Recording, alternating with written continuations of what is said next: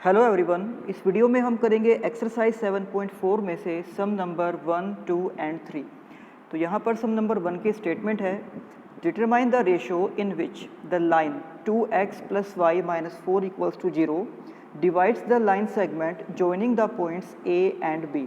तो यहाँ पर हमें गिवन है कि a और b कोई दो पॉइंट्स हैं जिनको ज्वाइन करने वाले लाइन सेगमेंट को एक लाइन, और उस लाइन की इक्वेशन हमें दी गई है 2x + y - 4 = 0। तो जिस लाइन की इक्वेशन हमें दी गई है वो लाइन सेगमेंट ए बी को किसी रेशो में डिवाइड करती है। आप इस तरह से इसको समझ सकते हो कि एक लाइन सेगमेंट है ए बी, और ये जो लाइन की इक्वेशन हमें दी गई है वो लाइन एक दूसरे को किसी एक पॉइंट पर इंटरसेक्ट करते हैं। हम ये लेट कर सकते हैं कि ए बी लाइन सेगमेंट और ये जो लाइन जिसकी इक्वेशन दी गई है ये दोनों एक दूसरे को पॉइंट पी पर इंटरसेक्ट करते हैं। और इसी के साथ हम ये भी लेट कर सकते हैं कि ये जो लाइन है वो लाइन सेगमेंट ए बी को k/1 में डिवाइड करती है। ये मैंने आपको पहले भी बताया था कि जब भी हमें रेशो खुद से लेट करना होता है तो हम उसको k/1 की फॉर्म में लेट करते हैं। हम यहाँ पर k की जगह चाहें तो कोई और वेरिएबल भी यूज़ कर सकते हैं, बट इसका एक नंबर जो है वो 1 ही रहेगा। तो हम यहाँ पर लिख रहे हैं कि let the line 2x + y - 4 = 0 intersect the line segment A B at a point P. तो आप यहाँ पर देख सकते हो कि ये लाइन सेगमेंट है ए बी और ये वो लाइन है जिसकी इक्वेशन हमें दी गई है, और ये दोनों एक दूसरे को पॉइंट पी पर इंटरसेक्ट कर रहे हैं। और साथ ही हमने ये भी लेट कर लिया है कि ये जो लाइन है वो लाइन सेगमेंट ए बी को k/1 में डिवाइड करती है। तो अब हम यहाँ पर सेक्शन फॉर्मूला का यूज़ करके इस पॉइंट P के कोऑर्डिनेट्स को फाइंड आउट कर सकते हैं, जिसके लिए हमें K को मल्टीप्लाई करना होगा पॉइंट B के कोऑर्डिनेट्स के साथ और 1 को हमें मल्टीप्लाई करना होगा A पॉइंट के कोऑर्डिनेट्स के साथ। तो सबसे पहले हम यहाँ K को मल्टीप्लाई करेंगे 3 के साथ, जिसको हमने यहाँ पर लिख दिया है। देन हम 1 को मल्टीप्लाई करेंगे इस 2 के साथ जो हमने यहाँ पर लिख दिया है। देन इसी तरह से अब हम k को मल्टीप्लाई करेंगे 7 के साथ एंड 1 को हम मल्टीप्लाई करेंगे -2 के साथ, और इन दोनों के डिनोमिनेटर में हम लिखेंगे k + 1 को। अब जब इसको हम आगे सोल्व करेंगे तो k को 3 से मल्टीप्लाई करने पर 3k एंड 1 को 2 से मल्टीप्लाई करने पर 2, और इसके डिनोमिनेटर में k + 1। इसी तरह से k × 7 यानी कि 7k और 1 × -2 इज़ -2, और इसके भी डिनोमिनेटर में k + 1। अब जैसे कि हम यहाँ डायग्राम से देख सकते हैं कि जो पॉइंट P है ये लाइन सेगमेंट AB का भी एक पॉइंट है, और यही जो पॉइंट है P वो इस लाइन पर भी लाई करता है, यानी कि point P line segment AB का और इस लाइन का एक कॉमन पॉइंट है। तो क्योंकि हम यहाँ पर देख सकते हैं कि पॉइंट P इस लाइन के ऊपर लाई करता है, दैट मीन्स P पॉइंट के जो कोऑर्डिनेट्स होंगे वो इस लाइन की इक्वेशन को पूरी तरह से सेटिस्फाई करेंगे। तो हमने यहाँ पर लिख दिया है कि since P lies on 2x + y - 4 = 0, तो हम यहाँ पर इस इक्वेशन में x की जगह पर पॉइंट P का x कोऑर्डिनेट पुट कर देंगे। इसी तरह से फिर यहाँ पर हम y की जगह पर भी पॉइंट P का y कोऑर्डिनेट पुट कर देंगे, और इस -4 को हमने यहाँ पर एज इट इज़ लिख दिया है, और इसी तरह से यहाँ पर राइट हैंड साइड में 0 भी है, यानी कि हमने इस इक्वेशन के अंदर x और y की जगह पर पॉइंट P के x और y कोऑर्डिनेट्स को पुट कर दिया है, क्योंकि पॉइंट P उस लाइन के ऊपर लाई करता है। तो जब हम इसको सोल्व करेंगे 2 × 3k यानी कि 6k एंड 2 × 2 इज़ 4। इसी तरह से अब इसके बाद हम यहाँ पर इसके डिनोमिनेटर में लिख देंगे k + 1 को।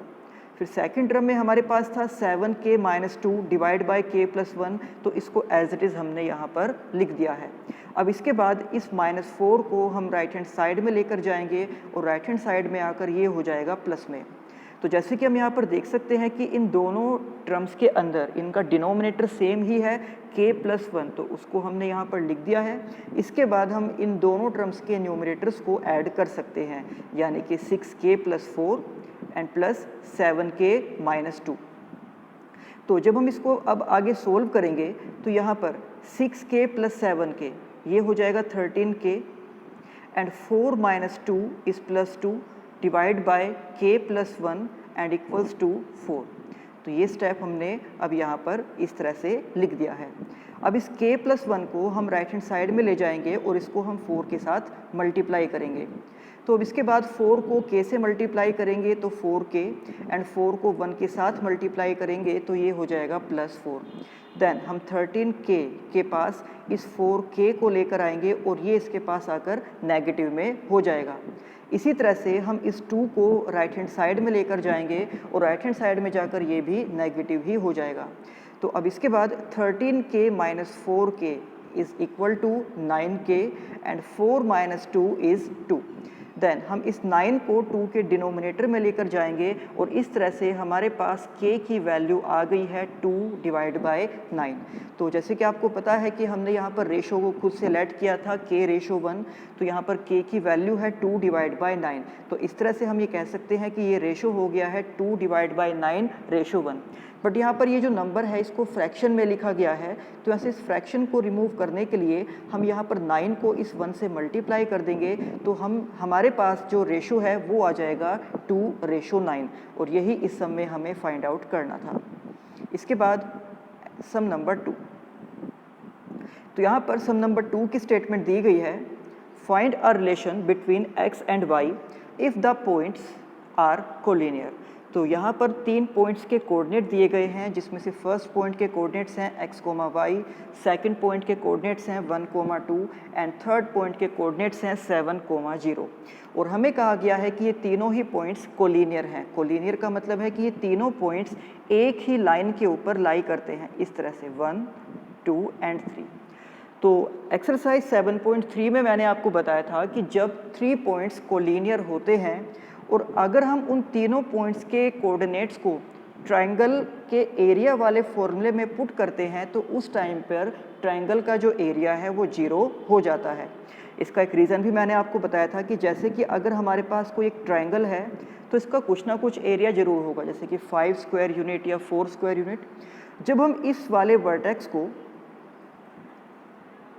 इसी के सामने वाली साइड के थोड़ा पास लेकर आते हैं इस तरह से, तो इस सिचुएशन में क्या होगा कि ट्रायंगल का एरिया पहले वाले ट्रायंगल के कंपैरिजन में कम हो जाएगा। जैसे कि आप मान सकते हो कि यहाँ पर अगर ट्रायंगल का एरिया 5 स्क्वायर यूनिट है तो इस केस में हो सकता है ट्रायंगल का एरिया कम होकर 3 स्क्वायर यूनिट हो जाए। और जब हम इस वर्टेक्स को पूरी तरह से इसके अपोजिट वाली साइड के ऊपर ज्वाइन कर देंगे, यानी कि इस तरह से, तो अब आप देख सकते हो कि उस ट्रायंगल के जो तीनों वर्टेक्स हैं वो एक ही लाइन के ऊपर आ गए हैं।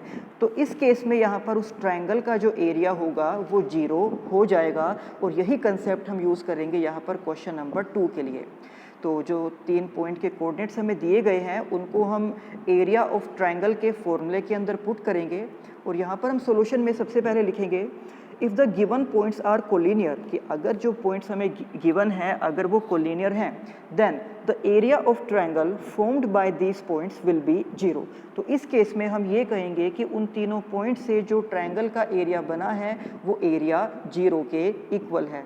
तो अब यहाँ पर हम उस फॉर्मूले को लिखेंगे जो हमने एक्सरसाइज 7.3 में पढ़ा था कि किसी भी ट्रायंगल के वर्टेक्स अगर आपको गिवन है x1, y1, x2, y2 and x3, y3, तो उस ट्रायंगल का एरिया फाइंड करने के लिए हम इस फॉर्मूले का यूज़ करते हैं, जिसके अकॉर्डिंग हम सबसे पहले लिखते हैं 1/2, देन x1 और ब्रैकेट के अंदर y2 माइनस y3, फिर उसके बाद x2 और ब्रैकेट के अंदर y3 minus y1 and then x3 और ब्रैकेट के अंदर y1 माइनस y2। तो अब इस फॉर्मूले के अंदर हम उन तीनों पॉइंट्स के कोऑर्डिनेट को पुट करेंगे जो हमें गिवन है। तो सबसे पहले हमें यहाँ पर लिखना होगा 1/2 को, ये हमने यहाँ पर लिख दिया है।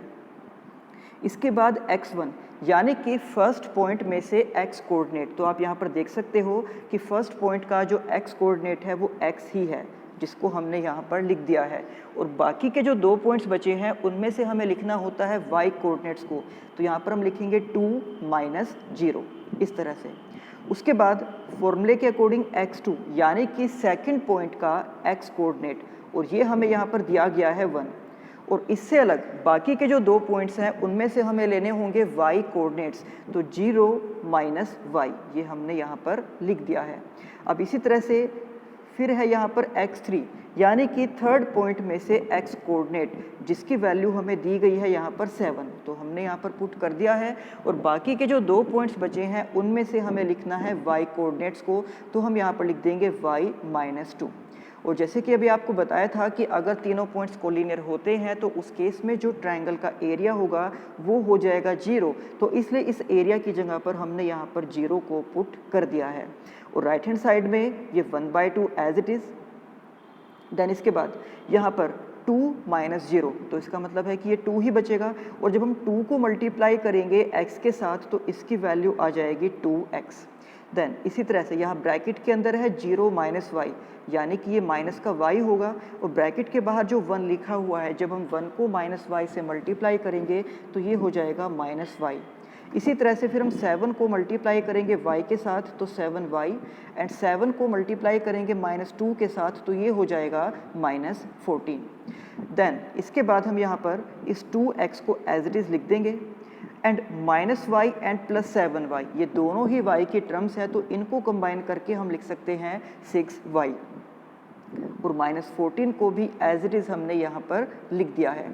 इसके बाद जब इस 2 को हम लेफ्ट हैंड साइड में 0 के साथ मल्टीप्लाई करेंगे तो 0 के साथ किसी भी नंबर को मल्टीप्लाई करने से उसकी वैल्यू हो जाती है 0।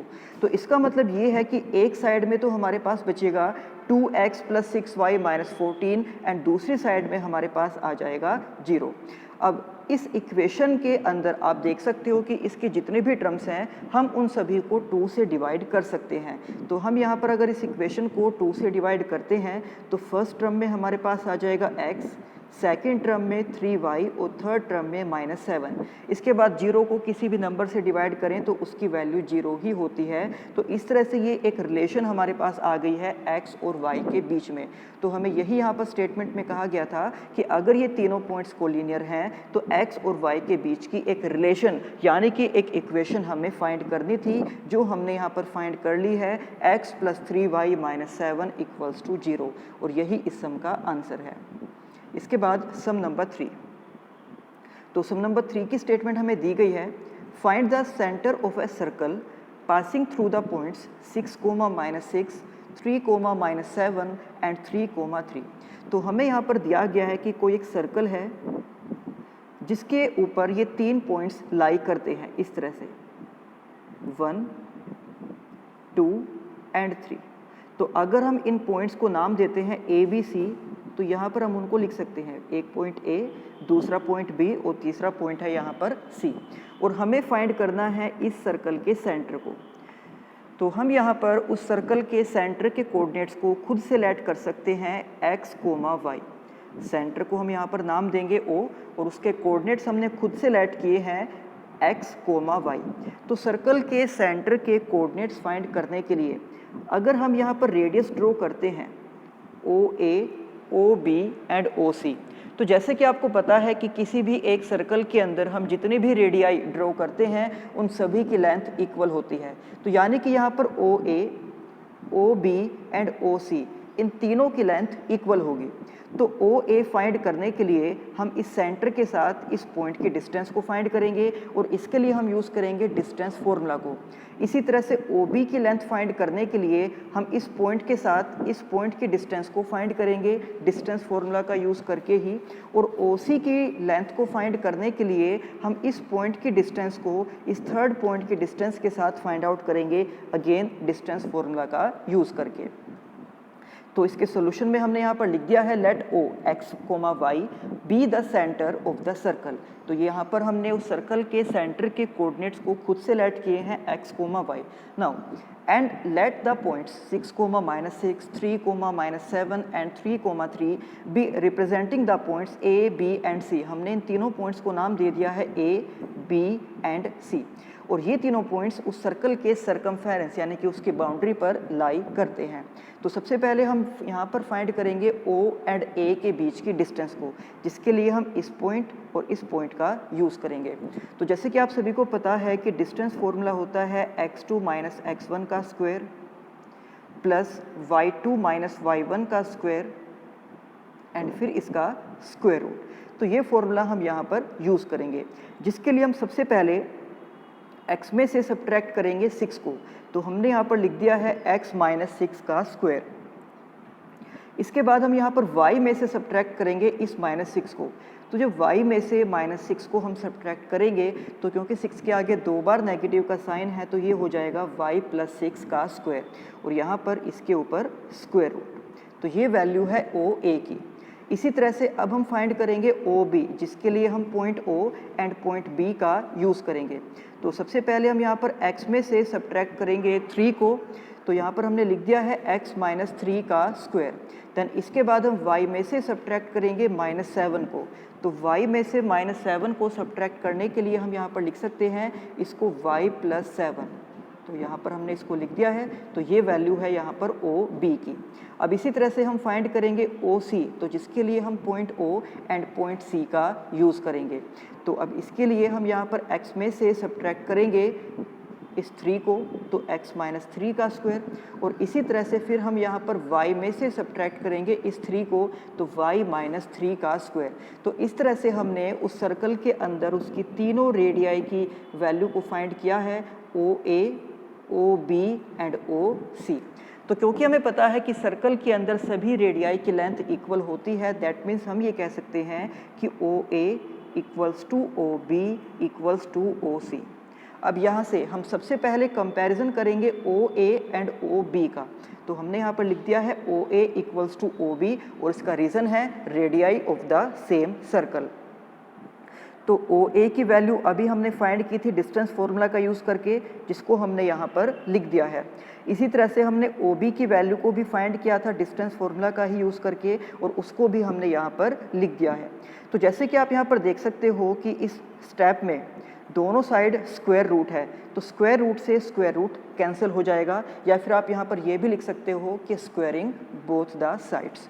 इसके बाद हम यहाँ पर x माइनस 6 का होल स्क्वायर, इसको ओपन करेंगे और इसके लिए हम आइडेंटिटी यूज़ करेंगे a माइनस बी का होल स्क्वायर, जो इक्वल होती है a square plus b square minus 2ab के। तो a स्क्वायर यानी कि हमने यहाँ पर x का स्क्वायर किया, फिर b स्क्वायर तो हमने यहाँ पर 6 का स्क्वायर किया है 36, देन 2ab यानी कि 2 के साथ हमें मल्टीप्लाई करना है x को एंड -6 को, तो इनका जो प्रोडक्ट है ये आ जाएगा -12x।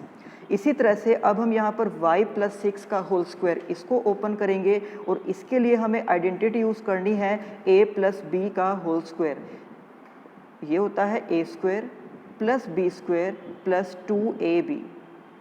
तो यहाँ पर a स्क्वायर के लिए हमने y स्क्वायर किया, b स्क्वायर के लिए 6 का स्क्वायर किया है 36 एंड 2ab, तो इसके लिए हमें 2 को मल्टीप्लाई करना होगा y एंड 6 के साथ, तो इनका प्रोडक्ट हमारे पास आ जाएगा 12y।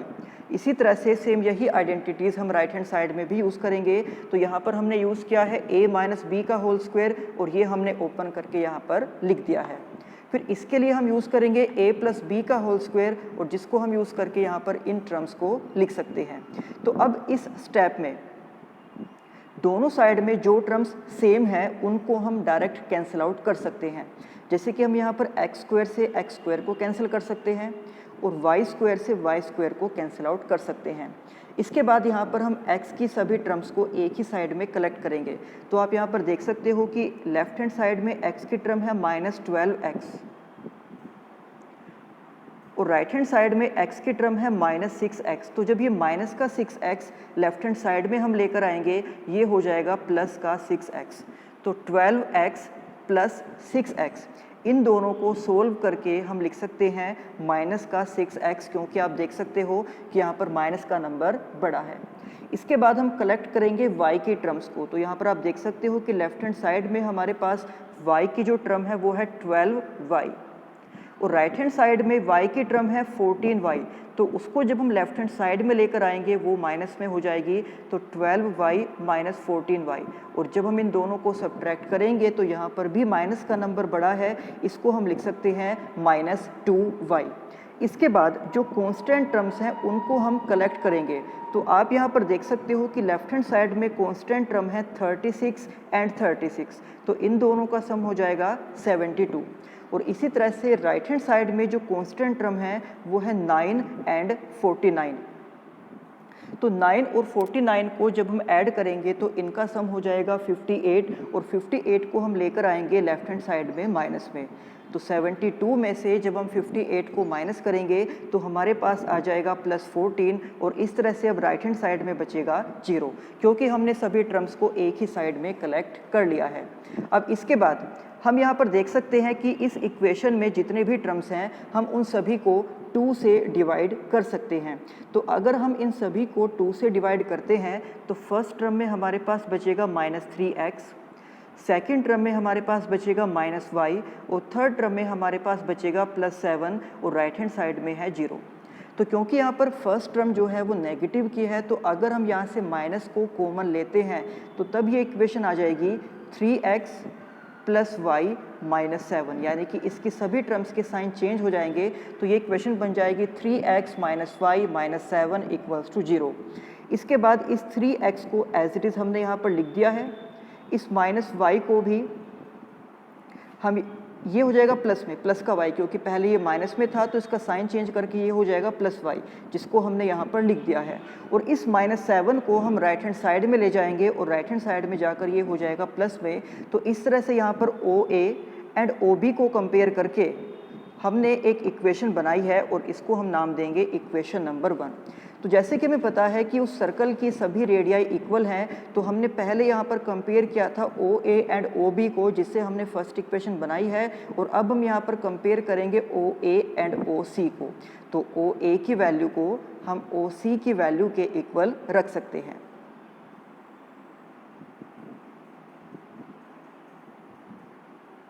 आप यहाँ पर देख सकते हो कि सिमिलरली OA = OC, क्योंकि ये भी एक ही सर्कल की रेडियाई है, तो यहाँ पर हमने OA की वैल्यू को पुट किया और यहाँ पर हमने OC की वैल्यू को पुट किया।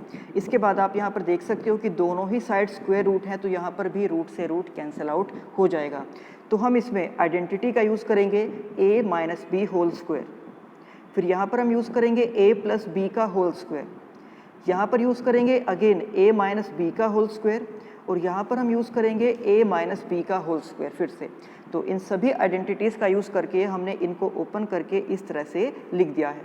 तो अब यहाँ पर भी दोनों साइड में जो टर्म्स सेम हैं उनको हम डायरेक्ट कैंसिल आउट कर सकते हैं। तो x² से x² कैंसिल आउट हो जाएगा, y² से y² कैंसिल आउट हो जाएगा। इसके बाद हम x की सभी टर्म्स को एक ही साइड में कलेक्ट करेंगे। तो लेफ्ट हैंड साइड में हमारे पास x की टर्म है -12x और राइट हैंड साइड में x की टर्म है -6x, जिसको जब हम लेफ्ट हैंड साइड में लेकर आएंगे तो ये हो जाएगा प्लस का 6x। तो जब इन दोनों टर्म्स को हम कंबाइन करेंगे तो आप देख सकते हो कि यहाँ पर माइनस का नंबर बड़ा है, तो हम इसको लिख देंगे -6x। इसी तरह से फिर हम यहाँ पर कलेक्ट करेंगे y की टर्म्स को। तो लेफ्ट हैंड साइड में y की टर्म है 12y और राइट हैंड साइड में y की टर्म है -6y, और जब हम इसको लेफ्ट हैंड साइड में लेकर आएंगे तो ये हो जाएगा +6y। तो इस तरह से 12 + 6, तो इन दोनों का सम +18y। एंड देन हम कंबाइन करेंगे यहाँ पर सभी कांस्टेंट टर्म्स को। तो लेफ्ट हैंड साइड में कांस्टेंट टर्म्स हैं 36 + 36 यानी कि 72, और राइट हैंड साइड में हमारे पास कांस्टेंट टर्म है 9 + 9 यानी कि 18, और उस 18 को हम लेफ्ट हैंड साइड में लेकर आएंगे माइनस में। तो 72 - 18 = 54। इसके बाद हम यहाँ पर इस पूरी इक्वेशन को डिवाइड कर सकते हैं 2 से। तो 2 से इसको डिवाइड करने पर ये आ जाएगी -3x + 9y एंड +27 = 0। इसके बाद इस -3x को एज इट इज़ हम यहाँ पर लिख देंगे, इस 9y को भी एज इट इज़ हम यहाँ पर लिख देंगे, और ये जो प्लस का 27 है इसको हम लेकर जाएंगे राइट हैंड साइड में नेगेटिव में। तो इस तरह से ये हमारे पास आ गई है इक्वेशन नंबर 2। तो हमने यहाँ पर सबसे पहले कंपेयर किया था OA एंड OB को, और इनको कंपेयर करके हमने फर्स्ट इक्वेशन बनाई थी। देन हमने कंपेयर किया है OA एंड OC को, और इनको कंपेयर करके हमने ये सेकंड इक्वेशन बना ली है। तो अब आप यहाँ पर देख सकते हो कि जो इक्वेशन 1 और इक्वेशन 2 है, इन दोनों में 2 वेरिएबल्स हैं x एंड y, और इस टाइप की इक्वेशंस चैप्टर 3 में आप ऑलरेडी पढ़ चुके हो, और वहाँ पर जो 4 मेथड्स थे इक्वेशंस को सोल्व करने के, उनमें से आप किसी भी मेथड का यूज़ करके इन इक्वेशन को सोल्व करके x एंड y की वैल्यूज़ को फाइंड आउट कर सकते हो। तो हम यहाँ पर यूज़ कर रहे हैं एलिमिनेशन मेथड को। तो जैसे कि आप यहाँ पर देख सकते हो कि इन दोनों ही इक्वेशन में जो x के कोफिशिएंट हैं वो सेम है, फर्स्ट इक्वेशन में भी x का कोफिशिएंट है 3 और सेकंड इक्वेशन में भी x का कोफिशिएंट है 3, बट उनके साइन अपोजिट हैं। फर्स्ट इक्वेशन में 3x पॉजिटिव है और सेकंड इक्वेशन में 3x नेगेटिव है। तो अगर हम इन दोनों इक्वेशंस को डायरेक्ट ऐड कर देते हैं तो इस 3x से माइनस का 3x कैंसिल आउट हो जाएगा। तो हम यहाँ पर लिखेंगे on adding equation 1 and 2 we obtain. तो जब हम ऐड करेंगे तो 3x माइनस 3x ये तो कैंसिल आउट हो जाएगा। इसके बाद y प्लस 9y, तो इन दोनों का सम हम लिख सकते हैं 10y। एंड इसी तरह से 7 एंड माइनस 27, तो इन दोनों का सम हो जाएगा माइनस 20। देन हम इस 10 से माइनस 20 को डिवाइड करेंगे और माइनस 20 को 10 से डिवाइड करके हमारे पास आंसर आ जाएगा y इक्वल्स टू माइनस 2। अब हम इस y की वैल्यू को इक्वेशन 1 में पुट करेंगे। तो इक्वेशन 1 में जब हम y की वैल्यू को पुट करेंगे माइनस 2, तो ये इक्वेशन बन जाएगी 3x माइनस 2 इक्वल्स टू 7, जिसको हमने यहाँ पर लिख दिया है। अब इस माइनस 2 को हम राइट हैंड साइड में लेकर आएंगे प्लस में, तो इस तरह से 7 प्लस 2 यानी कि 9, और जब हम 3 से 9 को डिवाइड करेंगे तो 9 डिवाइड बाय 3 यानी कि 3। तो यहाँ पर हमने x और y की वैल्यू को फाइंड कर लिया है और यही हमें फाइंड आउट करना था कि उस सर्कल के सेंटर के कोऑर्डिनेट्स क्या होंगे। तो इस सम की स्टार्टिंग में हमने लेट किया था कि उस सर्कल के सेंटर के कोऑर्डिनेट्स हैं x, y, जिसमें से x की वैल्यू है 3 एंड y की वैल्यू है माइनस 2। तो इसलिए अब हम यहाँ पर कह सकते हैं therefore the centre of the circle is 3, -2, और यही इस सम में हमें फाइंड आउट करना था। तो ये थे इस एक्सरसाइज के सम नंबर 1, 2 एंड 3, और इसी एक्सरसाइज के बाकी सम हम करेंगे नेक्स्ट वीडियो में। तब तक आप इन सम की अच्छे से प्रैक्टिस करना। तो मिलते हैं आपसे नेक्स्ट वीडियो में। Thank you.